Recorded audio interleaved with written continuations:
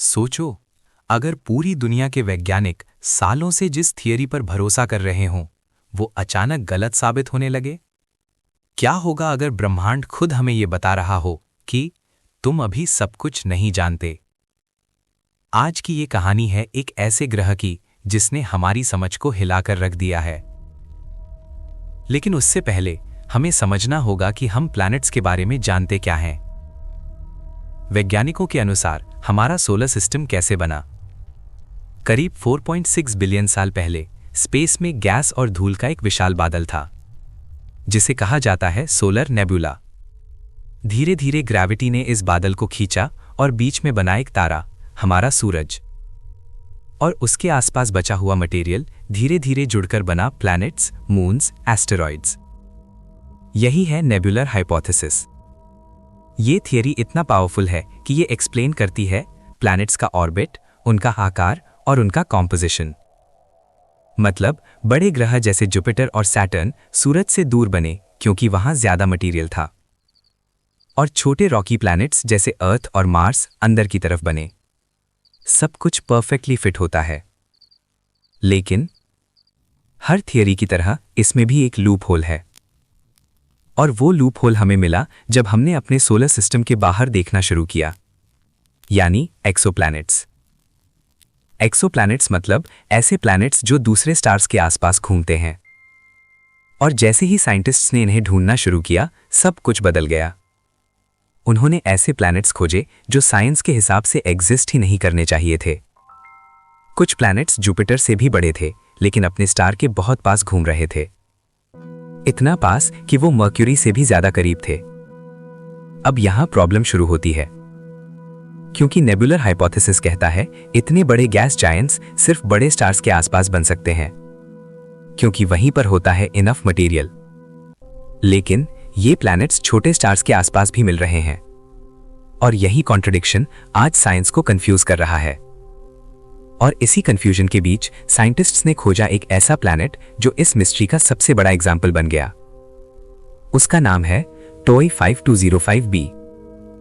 ये सिर्फ एक प्लैनेट नहीं है, ये एक सवाल है, एक चैलेंज हमारी पूरी अंडरस्टैंडिंग के खिलाफ। और इसकी कहानी अभी शुरू होती है। जब इंसानों ने पहली बार आसमान की तरफ देखा तो उन्हें लगा कि हमारा सोलर सिस्टम ही सब कुछ है। लेकिन जैसे जैसे टेक्नोलॉजी आगे बढ़ी, हमने महसूस किया कि हम ब्रह्मांड में अकेले नहीं हैं।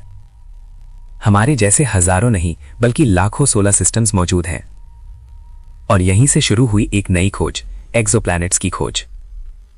1990s के बाद से साइंटिस्ट्स ने हजारों एक्सोप्लैनेट्स खोज लिए हैं, लेकिन इनमें से कुछ इतने अजीब थे कि उन्होंने साइंस की नींव हिला दी। सबसे शॉकिंग डिस्कवरी क्या थी? Hot Jupiter's. ये ऐसे प्लैनेट्स हैं जो जुपिटर जितने बड़े हैं, लेकिन अपने स्टार के बहुत पास ऑर्बिट करते हैं। इतना पास कि उनका एक साल सिर्फ कुछ दिनों का होता है। अब सोचो, हमारे सोलर सिस्टम में जुपिटर बहुत दूर है, क्योंकि इतने बड़े गैस जायंट को बनने के लिए बहुत ज्यादा गैस और ठंडा एनवायरनमेंट चाहिए होता है। लेकिन ये हॉट जुपिटर्स अपने स्टार के बिल्कुल पास कैसे बन गए? यहीं पर नेबुलर हाइपोथेसिस स्ट्रगल करने लगता है। अब समझो असली प्रॉब्लम क्या है। हर स्टार के आसपास एक डिस्क होती है जिसे कहते हैं प्रोटोप्लैनेटरी डिस्क। यही वो जगह है जहां से प्लैनेट्स बनते हैं। अब सिंपल लॉजिक ये कहता है, बड़ा स्टार बराबर बड़ी डिस्क बराबर ज्यादा मटेरियल, छोटा स्टार बराबर छोटी डिस्क बराबर कम मटेरियल। मतलब अगर स्टार छोटा है तो उसके आसपास बड़े प्लैनेट्स बन ही नहीं सकते। लेकिन रियलिटी कुछ और ही कह रही है। साइंटिस्ट्स को ऐसे प्लैनेट्स मिल रहे हैं जो मैसिव हैं, लेकिन उनके स्टार्स बहुत छोटे हैं। यानी इक्वेशन ही गलत हो रही है। अब इमेजिन करो, तुम्हारे पास एक छोटा सा किचन है और तुमसे कहा जाए कि इसमें एक जायंट वेडिंग केक बना दो। Impossible, right? लेकिन नेचर यही कर रहा है। छोटे स्टार्स और उनके आसपास जायंट प्लैनेट्स। ये मिसमैच ही साइंस की सबसे बड़ी प्रॉब्लम बन गया है। और फिर इस पजल को और भी कॉम्प्लेक्स बना दिया एक खास कैटेगरी ने, एम ड्वार्फ स्टार्स। ये स्टार्स बहुत छोटे होते हैं, हमारे सूरज से भी कई गुना छोटे और ठंडे, और इनके आसपास प्लैनेट्स बनना ऑलरेडी एक चैलेंज माना जाता है। लेकिन साइंटिस्ट्स ने देखा कि इन छोटे स्टार्स के आसपास भी जुपिटर जैसे प्लैनेट्स मौजूद हैं, और उनमें से एक सबसे ज्यादा मिस्टीरियस है, टोई 5205b। ये सिर्फ एक और एक्सोप्लैनेट नहीं है, ये एक कॉन्ट्रडिक्शन है, एक ऐसा एग्जाम्पल जो हमारी पूरी अंडरस्टैंडिंग को चैलेंज करता है। इस प्लैनेट का मास लगभग जुपिटर जितना है, लेकिन इसका स्टार बहुत छोटा है, इतना छोटा कि उसके पास इतना मटेरियल होना ही नहीं चाहिए था कि वो इतना बड़ा प्लैनेट बना सके। और सबसे शॉकिंग बात, ये प्लैनेट अपने स्टार के बहुत ही पास ऑर्बिट कर रहा है, इतना पास कि इसका एक साल सिर्फ 1.6 दिन का है। अब सवाल ये नहीं है कि ये प्लैनेट एग्जिस्ट करता है या नहीं, सवाल ये है कि ये बना कैसे? क्या ये कहीं और बना और बाद में यहां आ गया, या फिर हमारी प्लैनेट फॉर्मेशन की थियरी ही अधूरी है? साइंटिस्ट्स के पास अभी आंसर्स नहीं है, लेकिन आंसर्स ढूंढने के लिए उन्होंने इस प्लैनेट को और गहराई से स्टडी करना शुरू किया, और इसके लिए उन्होंने इस्तेमाल किया दुनिया का सबसे powerful telescope, James Webb space telescope. और जो उन्होंने देखा वो इस मिस्ट्री को और भी गहरा करने वाला था। इस प्लैनेट की एटमॉस्फेयर में क्या मिला जिसने साइंटिस्ट्स को शॉक कर दिया, और क्यों ये प्लैनेट बाकी सभी प्लैनेट से अलग है? जब साइंटिस्ट को समझ नहीं आया कि TOI 5205b जैसा प्लैनेट बना कैसे, तो उन्होंने फैसला किया इसे और गहराई से देखना पड़ेगा। लेकिन प्रॉब्लम ये थी, ये प्लैनेट हमसे करीब 282 लाइट ईयर्स दूर है, यानी इतनी दूरी से डिटेल में स्टडी करना आसान नहीं है। लेकिन इंसानों ने इसके लिए भी सोल्यूशन बना लिया है, दुनिया का सबसे advance telescope, James Webb space telescope. ये टेलीस्कोप इतना पावरफुल है कि ये दूर के प्लैनेट्स के एटमॉस्फेयर तक एनालाइज कर सकता है। लेकिन सवाल ये है, इतनी दूर के प्लैनेट की हवा को हम कैसे स्टडी करते हैं? इसके लिए साइंटिस्ट यूज करते हैं एक टेक्निक, ट्रांजिट मेथड। जब कोई प्लैनेट अपने स्टार के सामने से गुजरता है तो उसकी लाइट थोड़ी कम हो जाती है, लेकिन सिर्फ इतना ही नहीं, उस समय स्टार की लाइट प्लैनेट के एटमॉस्फेयर से होकर गुजरती है, और वही लाइट हमें बताती है उस प्लैनेट के एटमॉस्फेयर में क्या क्या मौजूद है। और यही टेक्निक यूज करके जेम्स वेब स्पेस टेलीस्कोप ने TOI 5205b को ऑब्जर्व किया, एक बार नहीं बल्कि 3 बार, ताकि डेटा एक्यूरेट हो।